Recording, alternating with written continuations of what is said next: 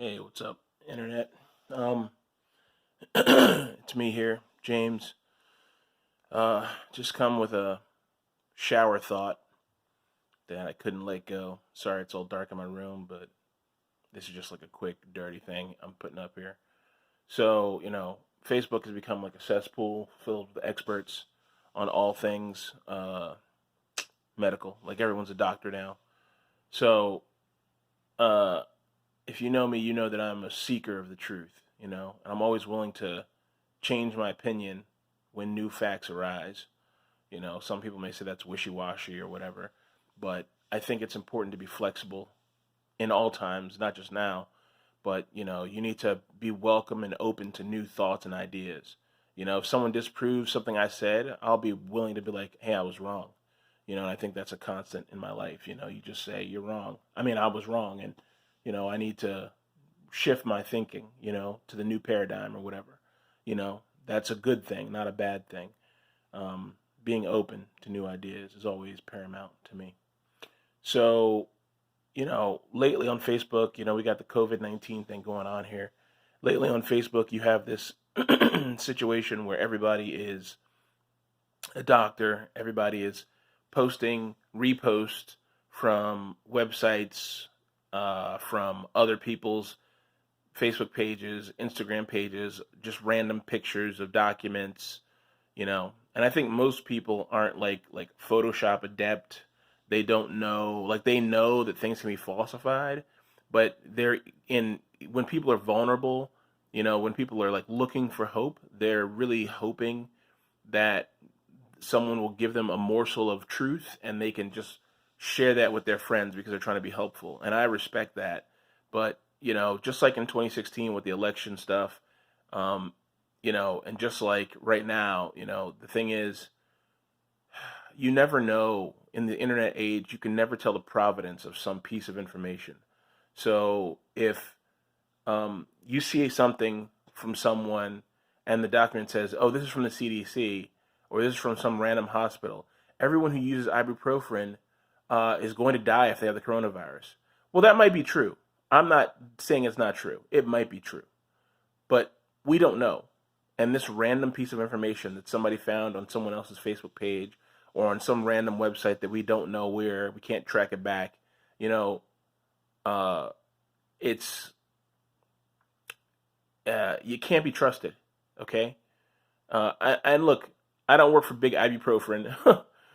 I just see this information on Facebook coming out constantly. It's constantly coming out, like people saying, "Oh, chloroquine, this malaria drug." Donald Trump said it's the cure. You know, and okay, look, forget about where the information came from because it didn't come from Donald Trump. He got it from somewhere else. And it's true that that anti-malarial drug does work on some strains. It was tested on some strains after SARS, and it works on some versions of the coronavirus. That's true. That's true. It might work on this version of the coronavirus. We don't know. And the reason I say that is because we have a scientific process in place. We have the FDA, and we have the CDC, and we have all these big government organizations that, yeah, things take a long time, and it's annoying, right? We all want to cure, we want to get back to our lives. But the thing is, we don't know the provenance of these of this advice, you know? And, even though it's an over-the-counter drug, it's been tested, you know, let's let the FDA, let the CDC do what they do best. Let the WHO, let all these organizations filled with very intelligent people, let them do what they do best so they can find the right drug in the right dosages and things like that. I mean, the reason why it's dangerous to post shit on Facebook saying, this is a cure, so and so said so. The reason it was dangerous is because people are stupid. You're stupid. I'm stupid. People are stupid. You have, I don't know if they're in Florida or California, but a couple who found that this chloroquine or whatever, either the information was mixed up or they're stupid, they made a mistake, and they took some kind of pool cleaner that has the same thing in it and killed themselves. A husband and wife killed themselves because they thought, oh, we should take this to fight the coronavirus. No, Stay in your fucking house. It's very simple. Look, the answer to the coronavirus is simple, guys. I'm going to give you the secret. Here's the secret cure to the coronavirus. Stay in your fucking house. So simple.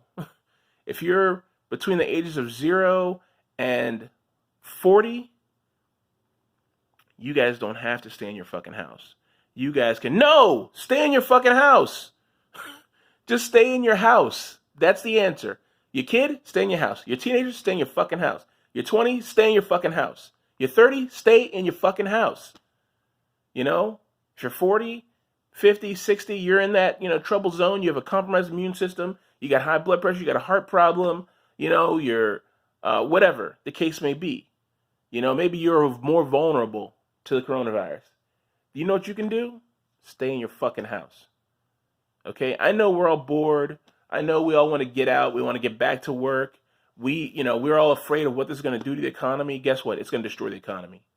Let's not even pretend. It's going to destroy the economy. If you are not working right now, I'm sorry. I feel really sorry for you. But the hard fact is, this is going to destroy the American economy. Maybe Trump will figure out a way to fix it. Who knows? I don't know. I'm not here to judge Trump or whether he's right or wrong or what he did good or not. I'm just saying maybe the government will find a way to fix the economy, whatever. I don't know. Maybe they'll bully the virus until they leave us alone in a week. I don't know. All I know is, as of right now, the coronavirus is here. It's going to destroy the American economy, plain and simple. We all have to cope with it. Hopefully the government will put systems in place to protect people who are financially vulnerable, who don't have jobs, who can't work right now. I hope to God they do. But until we have that proof, just stay in your house. Don't spread it. Flatten the curve, as they say. I'm going to use this stupid buzzword. Flatten the fucking curve, But just stay in your house, dude. There's no reason to go anywhere. You do that, you won't get it. So look, if you get a fever, you have a high fever. Not a moderate fever, not a fever. A fever, like you feel like shit. You're tired, Maybe you should think, do I have the coronavirus? Now, that doesn't mean go race to the hospital. No, do not do that. If you have those symptoms, you have a fever and tiredness, or just a fever, then maybe you've been exposed, maybe you haven't, but you don't know. We don't know, okay? And here's the problem. We don't have enough tests, so your punk ass cannot go to the hospital, stand in line, spread it around to a dozen people while you're standing in line, just for them to tell you, hey, you're 23, you're not vulnerable. Please go the fuck home and stay home for 2 weeks. It'll be gone in 2 weeks, okay? It's going to be a shitty 2 weeks, no doubt. But it'll be gone in 2 weeks, and you won't expose to anybody else. That's when you need a mask. So if you're sitting on a million zillion masks, go give some to the hospital. If you're healthy, you don't need a fucking mask. Okay, masks are for 6 people so they don't pass it to other people. All right? But just go home. Now, if you are in that vulnerable area, even if you're in the non-vulnerable area and you have severe shortness of breath, it's hard to breathe, you're having a hard time, then go to the hospital. That's what the hospital's for. Then go to the hospital. Be careful. Cough into your fucking arm. Don't do like this. Don't cover your mouth and cough. Cough in your arm, in your elbow like that, and go to the hospital and seek help. Okay? Or call an ambulance. Say, hey, I can't breathe. Something's wrong. They'll come and get you. That's what the hospital's for right now. But if you just have a fever, you have a fucking headache, or you got gas, don't go to the hospital. You got a fucking G.I. Joe stuck up your ass? Guess what? You shouldn't have been sticking G.I. Joes up your ass. You're going to have to sit on that for a few weeks, all right? I'm just kidding. Obviously. But, if you're not in the vulnerable zone and you can just stay home, then just stay home. The coronavirus kills 1 or 2% of people or something. So, if you're in the vulnerable zone and you've been exposed and you have problem breathing, then go to the hospital. Or try to get to the hospital, call someone to take you, call an ambulance, whatever. Okay? But just don't spread it. Don't go take chloroquine or whatever the fuck it's called. Okay? Don't fucking, I don't know. Don't do or do not take ibuprofen. I have no idea. Honestly, I have no idea because there's no real proof or evidence besides hearsay from people on the internet. You know? That's all there is, the proof. That's all the proof there is. So I'm not saying you're right or wrong, but I mean, let's get some evidence, people. Do some fucking Googling, okay? Look at the documents you're searching. You know, you have to. So let me give you a quick lesson on how to tell a fraud. Number one, if something is a photo of a website and there is no link, it could be fake. We don't know, but it could be fake. Because something's on the web, there'll be a link. You know? If the link, look at the link. If the link is www.ru or .id or something crazy that's not .com, .gov, you know, then it could be illegitimate. You know? If you look at the website's address information and it says HTTP / whatever, instead of HTTPS, the S denotes secure, then it could be a little sketchy. We don't know. But all these things, all these factors add up to saying, is this a legitimate source? Okay? If it's the Washington Times website for their newspaper, it's probably a legitimate legitimate source. If it's the Washington, the Washington Bugle, I never heard of that newspaper. It may or may not be real. You know? So you just have to use your best judgment. But do the research, open your eyes, okay, Google things, look for multiple proof of facts. Facts from doctors. Sorry, I don't have any information about that. Okay, my Google Home got angry. Okay, but look for multiple facts, look for multiple sources of information. If a medical doctor is saying it, Google the doctor's name, okay? Is this person legitimate? Do people say this is a legitimate source? I'll give you a great example.